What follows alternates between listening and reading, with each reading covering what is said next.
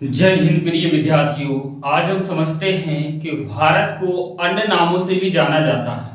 अन्य नाम वह कौन कौन से हैं उनके बारे में भी समझते हैं और विथ कंप्लीट उसका कौन कौन सा इतिहास जुड़ा हुआ है उनके बारे में भी हम समझते हैं। तो आइए देखते हैं, हम अपने प्यारे भारत की बात करते हैं।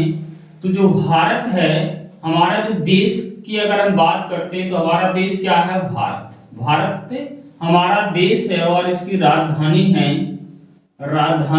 नई दिल्ली। राजधानी क्या है?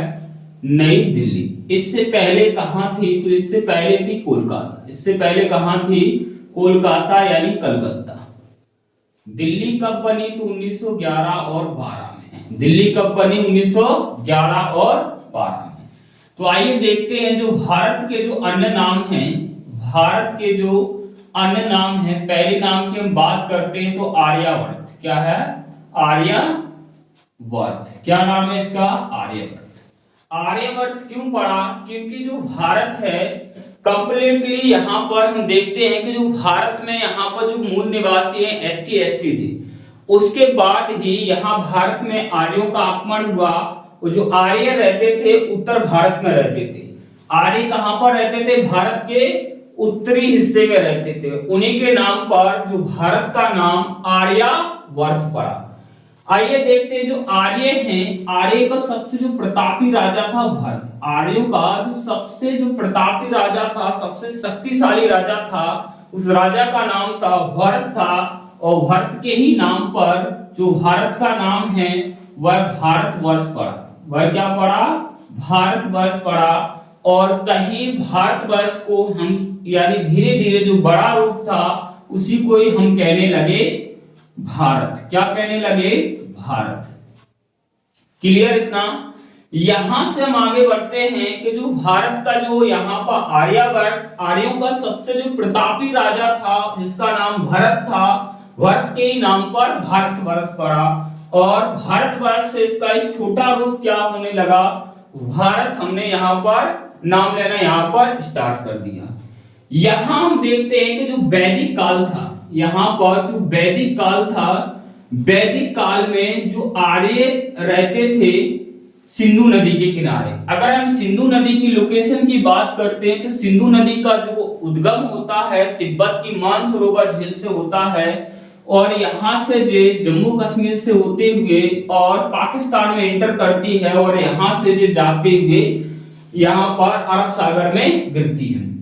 और जो आर्य थे कहीं ना कहीं किस नदी के किनारे रहते थे? सिंधु नदी के किनारे। कहाँ रहते थे जे? सिंधु नदी के किनारे। लेकिन जो ईरानी थे, कौन थे? ईरानी। तो ईरानी को जो ईरान के रहने वाले थे ईरानी, तो इनको क्या कहा? ईरानियों ने सबसे पहले जो सिंधु था, सिंधु को ही क्या कहा? हिंदू। सिंधु को क्या कहा? हिंदू। और इस देश में रहने वालों को क्या कहा? हिंदुस्तान। और इस देश में रहने वालों को क्या कहा? हिंदुस्तान। या इस देश को क्या कहा इन्होंने? हिंदुस्तान का। इस देश को क्या कहा? हिंदुस्तान का। लेकिन क्या हुआ कि यहाँ पर भारत में यानी ईरानियों के अलावा यूनानियों ने भी क्या कहा? जो यूनानी थे, यूनान के रहने वाले थे, यूनानी कहाँ के रहने वाले थे? यूनान के रहने वाले थे। इन्होंने जो सिंधु नदी था, इन्होंने सिंधु नदी को इंडस नदी का क्या कहा? इंडस नदी का। और इंडस से ही इसका नाम, इस देश को इंडिया कहने लगे। इस देश को क्या कहने लगे? इंडिया। इस देश को इंडिया कहा गया। और इसका नाम और भी है, जो छठवां नाम है जम्बू द्वीप। जम्बू द्वीप क्यों कहते हैं? जम्बू द्वीप का एक बड़ा इतिहास है। इसलिए कहते हैं जम्बू द्वीप क्योंकि भारतीय उपमहाद्वीप, पूरे भारतीय उपमहाद्वीप को क्या कहा जाता है? जम्बू द्वीप कहा जाता है। और जम्बू द्वीप में यहाँ पर जो भारतीय उपमहाद्वीप में 7 देश हैं। भारतीय उपमहाद्वीप में कितने देश हैं? 7 देश हैं। इन 7 देश के बारे में अगर हम बात करते हैं तो पहला कौन सा है? मालदीव है। कौन सा है? मालदीव। और जो दूसरा है वो श्रीलंका है। कौन सा है? श्रीलंका। और अपना देश प्यारा भारत। और यहाँ पर है जो पाकिस्तान। कौन सा है? पाकिस्तान। और इसके बाद यहाँ पर जो नेपाल है, कौन सा देश है, नेपाल। और यहाँ पर छोटा सा देश है भूटान, कौन सा देश है, भूटान। और यहाँ पर बांग्लादेश, कौन सा है, बांग्लादेश। इस प्रकार से जो 7 देश हैं, इन 7 देशों को भारतीय उपमहाद्वीप कहा जाता है।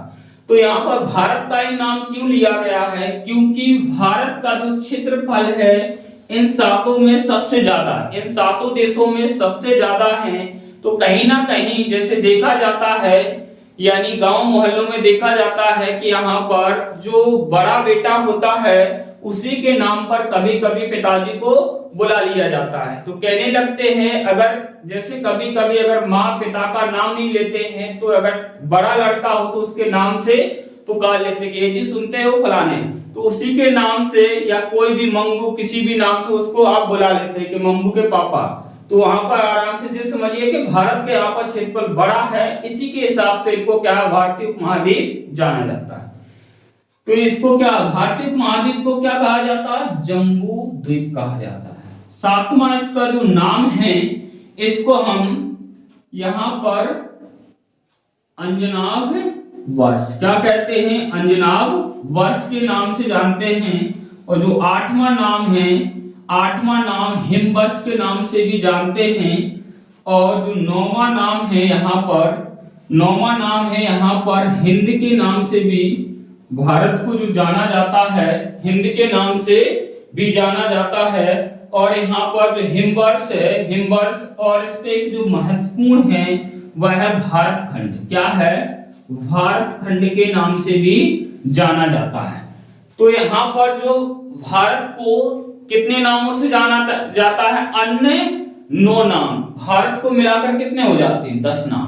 तो पहला कौन सा है, आर्यावर्त है। दूसरा क्या है, भारतवर्ष, और भारत, हिंदुस्तान, इंडिया, जम्बू द्वीप, अंजनाव वर्ष, हिमवर्ष, हिंद और भारत खंड। इन 10 नामों से भारत को जाना जाता है। और इसमें कभी कभी जो यानी एक विरोधाभास चल रहा था कि भारत का नाम भारत होना चाहिए या इंडिया होना चाहिए। तो आप कमेंट करके बताइए कि भारत का नाम भारत होना चाहिए या इंडिया होना चाहिए। यहाँ पर और भी जो चीजें हैं इनके बारे में, यहाँ पर जो 10 नामों से इनको जाना जाता है।